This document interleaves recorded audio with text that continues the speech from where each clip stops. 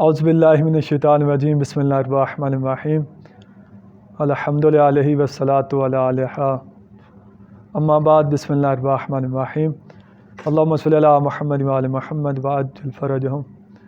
سامعین محترم، امید کرتا ہوں کہ آپ سب خیر و عافیت سے ہوں گے۔ دعا گو ہوں کہ اللہ رب العزت تمام مومنین کو اپنی حفظ و امان میں رکھیں۔ خوب، سامعین محترم، سب سے پہلے تو حمد ہے اس پروردگار کی جس نے ہمیں انسان بنایا اور انسان بنانے کے بعد محمد وآل محمد کا محب بنایا۔ سامعین محترم، جیسا کہ آپ سب کو پتہ ہے کہ تمام شیعان علی علیہ الصلاۃ والسلام کا اتفاق و اتحاد ہے اس بات پہ کہ محمد وآل محمد کی مدد برحق ہے۔ ہم مولا الصلاۃ والسلام کی مدد عین توحید سمجھتے ہیں، یا علی مدد بولنا عین توحید سمجھتے ہیں، اور ہم اس چیز کو کبھی بھی نہیں چھوڑ سکتے اور اس چیز پہ کبھی سمجھوتا نہیں کر سکتے۔ لوگ 100 بار ہمیں مشرک کہیں، جو بھی کہیں وہ ان کی مرضی، کیونکہ یا علی مدد ہم بولتے ہیں تو اس کی وضاحتی ہم کریں گے کہ ہم کس معنوں میں بولتے ہیں، کن معنوں میں نہیں بولتے اور کن معنوں میں بولتے ہیں۔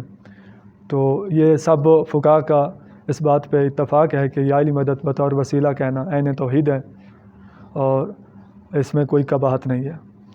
تو ہمارے مؤذن شیخ حسن علیاری صاحب، جیسا کہ آپ سب کو پتہ ہے کہ وہ الزامات علماء کرام پہ لگاتے رہتے ہیں۔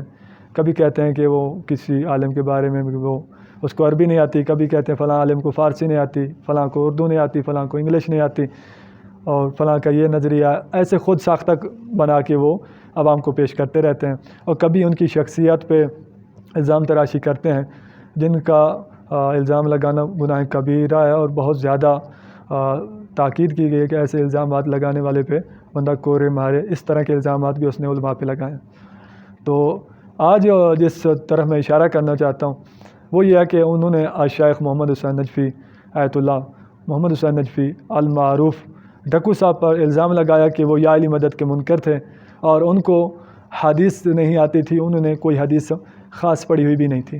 تو آپ ذرا پہلے کلم ملاحظہ فرمائیں، پھر بات کرتے ہیں۔ یہ احادیث مختلف کتب میں مختلف ابواب میں بکھرے پڑے ہیں، اور محمد حسین ڈکو جیسے لوگ جو وہ خود مجتہد لوگ ہیں، ان کو احادیث سے واسطہ بھی نہیں ہے، وہ کتب حدیث کے بلکہ دشمن، بدترین دشمن جو ہیں یہی وہ مجتہد حضرات ہیں۔ تو یہ لوگ وہ لوگوں احادیث سے کیونکہ آشنائی نہیں ہے تو سرسری سے کتب پہ نظر ڈالتے ہیں، پھر آ کے یہی فتویٰ دیتے ہیں کہ کتب میں ایسے کوئی حدیث نہیں ہے کتب میں جس میں ائمہ طاہرین علیہ السلام سے براہ راست طلب کرنے کا جواز ہو۔ سمجھ میں آ رہی نا؟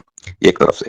دوسری طرف ان کی مصیبت یہ ہے محمد حسین ڈکو جیسے لوگوں کا، اب تو محمد حسین ڈکو کے عقائد میں اتنا نہیں جانتا، لیکن ایسے لوگوں کا جو وہابیت سے متاثر ہیں، جو طلب ائمہ علیہ السلام سے طلب کرنے کو شرک سمجھتے ہیں، کہ وہ قرآن کی وہ آیات جن کی روح سے ابن تیمیہ نے سب مسلمانوں کی تکفیر کیا، سب مسلمانوں کو مشرک کہا ہے، اور وہ اس کا عقیدہ یہ ہے کہ غیر اللہ سے طلب کرنا، ما سوی اللہ سے طلب کرنا، یہ شرک ہوتا ہے۔ وہ ان آیات کی تفسیر وہ وہابی لوگوں سے لیتے ہیں، اور ان آیات کی تفسیر، ان آیات کے جو صحیح معنی ہیں، جو مفسرین کے نزدیک، فریقین کے مفسرین کے نزدیک صحیح تفسیر ہوں، ان کو اس کا علم نہیں ہے، اندازہ نہیں ہے، مطالعہ نہیں ہے، اور وہی جو وہابیت نے تبلیغ کی ہوئی ہے ان کے ذہنوں میں رچا بسا ہے، سمجھتے ہیں کہ قرآن کا یہ موقف ہے کہ غیر اللہ سے طلب کریں تو یہ شرک کہلاتا ہے۔ تو ان دو باتوں کے بدولت، ان دو باتوں کی وجہ سے، ایک یہ ہے کہ ان کے پاس احادیث کا علم نہیں ہے، پہلی بات کہ غیر اللہ سے طلب کرنا جائز ہے، بلکہ ائمہ طاہرین علیہ الصلوۃ والسلام سے مدد طلب کرنا مستحب ہے، اس کا حکم ہے، پہلی بات براہ راست طلب کرنا، حدیث کو انہوں نے نہیں دیکھا ہے۔ دوسری بات کہ یہ لوگ وہابیت سے متاثر ہیں، تو اس لیے آگے کہتے ہیں یا علی مدد کہنا شرک ہے، یا علی مدد کہنا شرک ہے، اور شیعوں کو کہتے ہیں قیامت تک آپ کے پاس ایسے احادیث نہیں ملیں گے آپ کو، ٹھیک ہے نا؟ سامعین محترم، آپ نے کلم ملاحظہ فرمایا کہ علیاری صاحب نے کس طرح الزام لگایا ہے۔ علیاری صاحب، پہلے نمبر پہ تو میں آپ سے گزارش کروں گا کہ آپ نے جو فرمایا کہ قبلہ محمد حسین نجفی صاحب کو، ڈکو صاحب کو حدیث نہیں آتی تھی، وہ مجتہد جو ہوتے ہیں انہوں نے حدیث پڑھی ہوئی نہیں ہوتی تھی، تو یہ بہت بڑا جھوٹ آپ نے بولا ہے۔ جھوٹ پہ اللہ کی لعنت ہے، قرآن کا فیصلہ ہے۔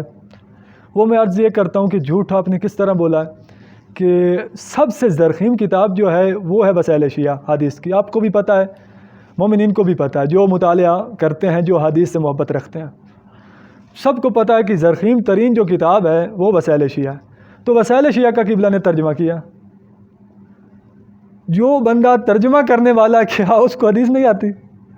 بھائی یہ ایسا بڑا جھوٹ ہے کہ میں 12 بجے دن کے کہوں کہ سورج تو ہے ہی نہیں، تو کوئی کان سے پکڑ کے کہے گا پاگل تو نہیں ہو مولوی صاحب تم، سورج وہ سامنے نظر آ رہا ہے، تو تم نے وہی جھوٹ بولا ہے کہ ان کو حدیث نہیں آتی۔ بھائی جس نے وسائل شیعہ جیسی کتاب، ضخیم ترین کتاب جو ہے، اس کا ترجمہ کیا، اس کو حدیث نہیں آتی، اور جو توڑ موڑ کے الفاظ کا ترجمہ کرتا ہے چند حدیثوں کا بیٹھ کے اور اپنی مرضی کے مطالب نکالتا ہے، اس کو حدیث آتی ہے۔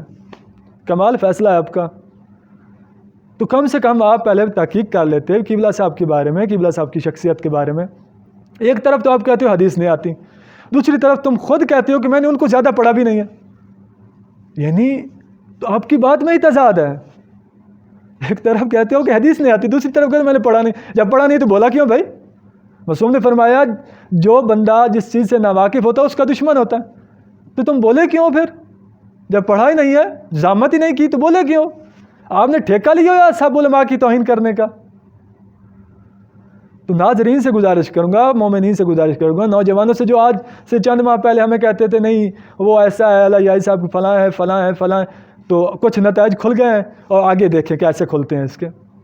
2-3-4 ماہ صبر کریں، پھر دیکھیں اس کا سارا بھانڈا کھل جائے گا، یہ کتنا عالم ہے اور کیا کچھ ہے۔ ایک بات۔ دوسرا آپ نے بولا کہ وہ یا علی مدد کے منکر ہیں، وہ وہابی ہیں، یا علی مدد کے منکر ہیں، وہ ابن تیمیہ سے متاثر ہیں، یہ ہے وہ ہے۔ پوری جو آپ کی آڈیو ہے اس میں نے ناظرین کو تھوڑی سنائی ہے۔ آپ کہتے ہیں یا علی مدد کے منکر ہیں، تو پہلے کم سے کم تحقیق کر لیتے ہیں۔ ان کی کتاب احسن الفوائد، ناظرین میں عرض کرتا ہوں، کتاب ان کی احسن الفوائد اٹھائیں، اس میں انہوں نے لکھا یا علی مدد کہنا جائز ہے، کوئی کباہت نہیں، بطور وسیلہ یا علی مدد کہا جا سکتا ہے۔ اصول و شریعہ میں انہوں نے لکھا کہ یا علی مدد کہنا جائز ہے اور ان کو مشکل کشا ماننا جائز ہے۔ پھر اس کے بعد انہوں نے اپنی کتاب تجلیات صداقت میں لکھا، جو آفتاب ہدایت کے جواب میں لکھی گئی تھی، جو شہرت یافتہ کتاب ہے، جس کتاب کی وجہ سے ان کے کتب خانے کو جلا دیا گیا تھا۔ اس کتاب میں بھی انہوں نے لکھا یا علی مدد کہنا جائز ہے، بلکہ سلام کے بعد یا علی مدد شیعہ اس لیے کہتے ہیں تاکہ مومن اور منافق کی پہچان ہو جائے۔ کمال ہے جملہ والا قبلہ کا۔ تو آپ نے کیسے خباثت کی ہے اور کس طرح غلط تعصب دیا لوگوں کو۔ اچھا، اس کے بعد ان کی کتاب ہے قوانین شریعہ، جو مسائل پہ مشتمل ہے، اس پہ بھی انہوں نے بھی لکھا، مسئلہ استمداد میں جا کے لکھا کہ یا علی مدد کہنا معصومین کی مدد برحق ہے، کوئی اس میں کباہت نہیں ہے۔ دوسری ایک اور ان کی کتاب ہے جس میں 450 سوالات کے جوابات دیے گئے، تو اس میں بھی قبلہ نے لکھا کہ اسلام کے بعد یا علی مدد کہنے میں کوئی کباہت نہیں ہے۔ تو اتنی ساری کتابیں ہیں بھائی۔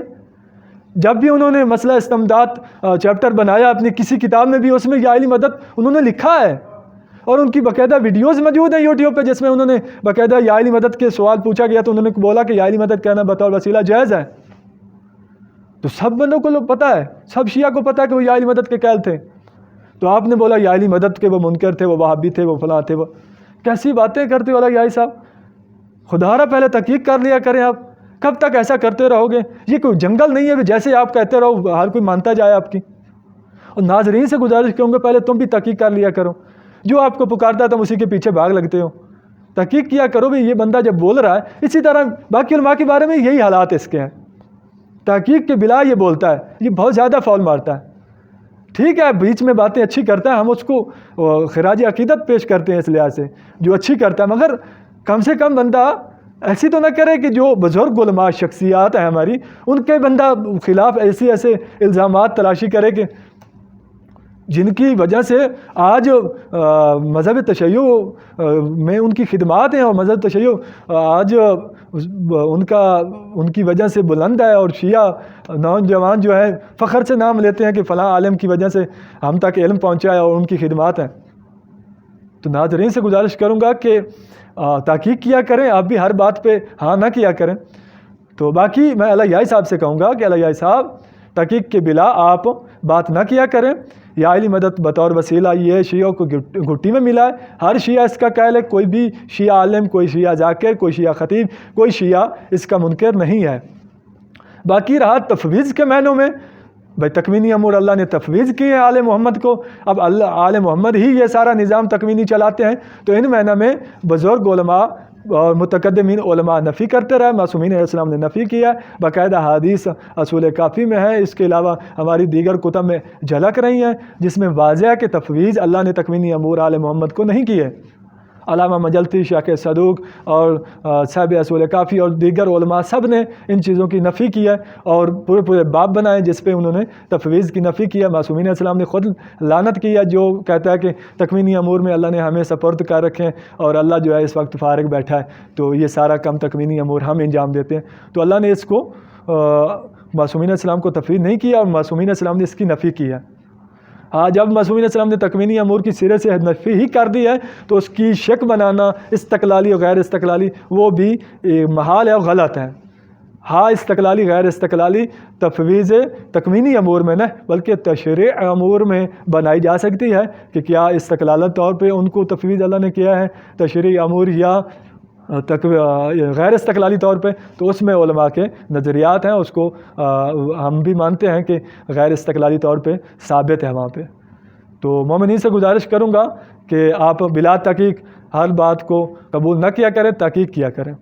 تو آخر میں دعا گوں کہ اللہ رب العزت تمام مومنین کو اپنی حفظ و امان میں رکھے اور شیعہ علی میں اتفاق و اتحاد کی توفیق عطا فرمائے اور قبلہ شیخ محمد حسین نجفی مرحوم کے درجات عالی متعالی فرمائے۔ اللہم صلی علی محمد و آل محمد وعجل فرجہم۔